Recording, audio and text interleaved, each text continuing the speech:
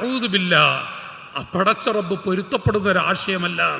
നബി സല്ലല്ലാഹു അലൈഹി വസല്ലം സ്വഹാബത്തിന് പഠിപ്പിച്ചു കൊടുക്കുന്നു, അല്ലയോ സ്വഹാബികളെ, അർബഉം മിനസ് സആദ, ലോകത്തെ 4 കൂട്ടര് അവര് വിജയികളാണ്.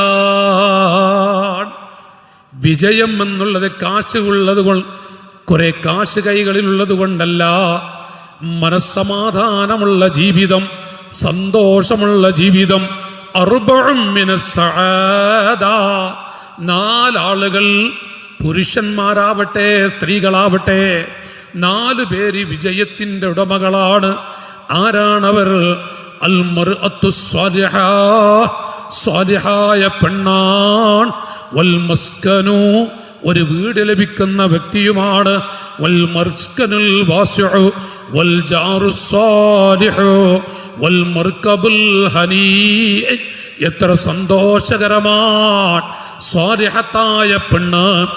എവിടെ സന്തോഷമുള്ള വിഷയം പറയുന്ന മേഖലകളിലും സ്വാലിഹത്തായ പെണ്ണിനെ മഹാന്മാർ ചർച്ച ചെയ്യുന്നുണ്ട്. സ്വാലിഹത്തായ പെണ്ണാണോ, അത് പിന്നെ മാറ്റി ചിന്തിക്കേണ്ടതില്ല. അത് അനുഗ്രഹമാണ്, സന്തോഷമാണ്. വൽ മസ്കനുൽ വാസിഉ, വിശാലമായ വലിയ കൊട്ടാരമെന്നല്ല, സന്തോഷകരമായൊരു വീട്. 3 വൽ ജാറു സ്വാലിഹു, ഒരു നല്ല അയൽവാസി. നല്ല അയൽവാസി എന്ന് പറഞ്ഞാൽ അയൽപ്പക്കക്കാരെ മറ്റുള്ളവരോട് കുറ്റപ്പെടുത്താത്ത അയൽവാസി.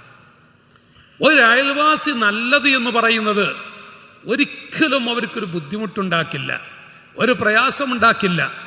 നബി സല്ലല്ലാഹു അലൈഹി വസല്ലം തങ്ങളുടെ മടിയിൽ കിടന്ന് പടന്ന കുട്ടികൾപ്പെട്ടൊരു മഹാൻ ഹസൻ റളിയല്ലാഹു അൻഹു, അയൽപ്പക്കത്തെ വീട്ടുകാരുടെ ക്ലോസറ്റ് പൊട്ടിത്തെറിച്ച് ചീഞ്ചലവും മാലിന്യങ്ങളും വീടിൻ്റെ മുറ്റത്തേക്ക് വരാന്തയിൽ ഒഴുകിയിട്ടുണ്ട്. ഹസൻ റളിയല്ലാഹു അൻഹു വീട്ടുമുറ്റത്തേക്ക് ഇറങ്ങിയപ്പോൾ നല്ല ദുർഗന്ധമുള്ള വല്ലാത്ത മാലിന്യം. പക്ഷേ അവിടുന്ന് ഒന്നും മിണ്ടിയില്ല, ശാന്തമായി വീട്ടിൽ വന്നു. ഭാര്യ വീട്ടിലെന്തോ വാസനയുടെ എന്താ വീട്ടിലേക്ക് അടിച്ചു വീശുന്നു. അപ്പൊ എന്തോ ഒരു ദുർഗന്ധം. മഹാനവറുകൾ മിണ്ടിയില്ല. ആ സഹോദരി വന്ന് വാതിൽ തുറന്നു നോക്കുമ്പോൾ അയൽപ്പക്കത്തെ മാലിന്യമാണ് ഒഴുകിയിരിക്കുന്നത്. അവിടുന്ന് പറഞ്ഞു, നോക്കി നിങ്ങൾ അയൽപ്പക്കത്തെ വീട്ടിൽ നിന്ന് അവിടുത്തെ ക്ലോസറ്റ് പൊട്ടിത്തെറിച്ച് എല്ലാതും നമ്മുടെ വരാന്തയിൽ, നമ്മുടെ ഈ വീട്ടുമുറ്റത്ത്. മഹാനായ ഹസൻ റളിയല്ലാഹു അൻഹു ഭാര്യയോട് പറയുന്നു, എൻ്റെ അല്ലയോ പെണ്ണേ, യാ സൗജത്തി, എൻ്റെ ഭാര്യയായ പേരെടുത്തുകൊണ്ട് പറയുന്നു, പെണ്ണേ, ലാ ഔതബിക്കി, നീ കരയുകയോ വിഷമിക്കുകയോ, ലാ തഹ്സൽ, മുഷിപ്പിലാത്തവിടുന്ന് മുഷിപ്പിലാവുകയോ ഒരു വിഷമം പ്രകടിപ്പിക്കുകയോ ചെയ്യരുത്. നമ്മുടെ അയൽപ്പക്കക്കാരാണ്, അവർ പാവങ്ങളാണ്, മനഃപൂർവ്വം ചെയ്തതല്ല. അതുകൊണ്ട് അഫ്വ് ചെയ്യണം. ഒരു വിഷമം തോന്നരുത്, പ്രയാസം തോന്നരുത്. അയൽവാസികൾ അത് അറിയുന്നതോടെ അവരെ സമാധാനപ്പെടുത്താൻ വേണ്ടി ഹസൻ തങ്ങൾ വീട്ടിൽ ചെന്നുകൊണ്ട് അയൽപ്പക്കക്കാരോട് പറഞ്ഞു, അതറിയാതെ പറ്റിയത് വിഷമല്ല, നിങ്ങൾ വിഷമിക്കണ്ട, ഇത് അയൽവാസികൾ. അങ്ങനത്തെ ഒരു അയൽവാസിയെ കിട്ടിയാൽ, ഒന്ന് ഞാൻ പറയാം, അയൽവാസികളുടെ കുറ്റും കുറവും പറയുന്നവൻ ദുനിയാവിലും വിജയിക്കൂല, ആഖിറത്തിലും വിജയിക്കൂല. മാത്രമല്ല പള്ളിപ്പറമ്പിൽ വലിയ അദാബ് സഹിക്കേണ്ടി വരികയും ചെയ്യും. വലിയ അവസ്ഥ, വല്ലാത്തൊരു മുസീബത്താണ്.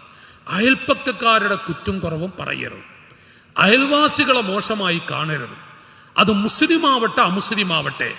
അക്കിരിം ജാറക വലൗ കാന കാഫിറാ, ചില പണ്ഡിതന്മാര് വിവരിച്ചല്ലോ, അയൽവാസികളെ ആദരിക്കണേ, അവരാരാണ് എങ്കിലും വലൗ കാന ളാലിമാ എന്ന് പറഞ്ഞ പണ്ഡിതന്മാരുമുണ്ട്.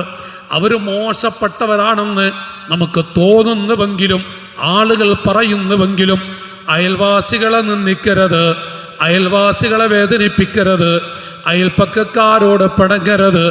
അയൽവാസികളോട് പിണങ്ങുന്നവന്റെ അമലുകളും ദുആകളും അല്ലാഹു ചവറ്റുകൊട്ടയിലേക്ക് വലിച്ചെറിയുന്നതാണ്.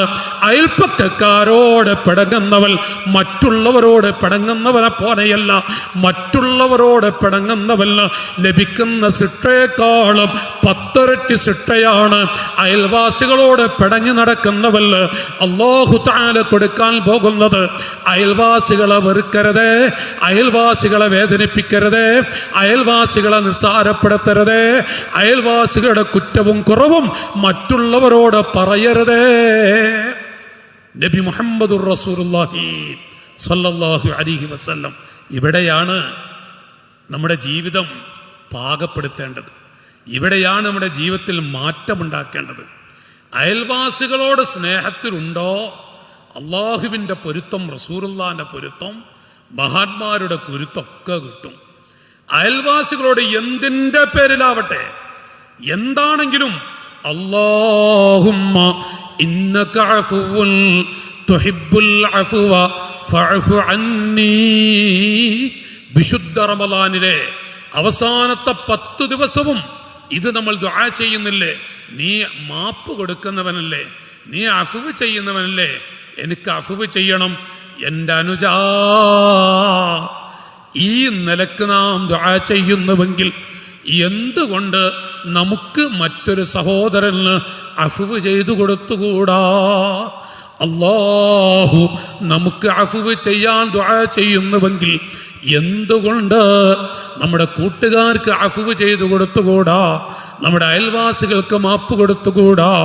അവർ മഅസൂമീങ്ങളല്ല, അവർ ഔലിയാക്കളല്ല, അവർ അമ്പിയാക്കളല്ല, അവർ വലിയ മഹാന്മാരൊന്നുമല്ലല്ലോ, പാവങ്ങളല്ലേ, സാധുക്കളാൻ.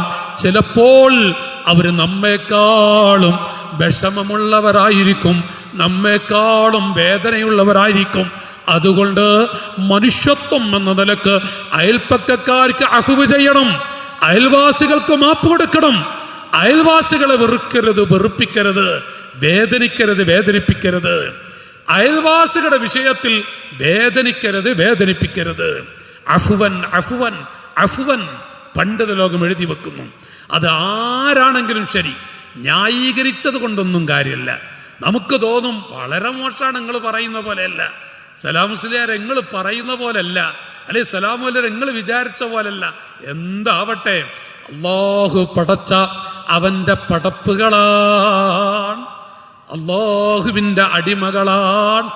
ഖാലിഖായ റബ്ബിൻ്റെ അടിമകളെ ആക്രമിക്കരുത്.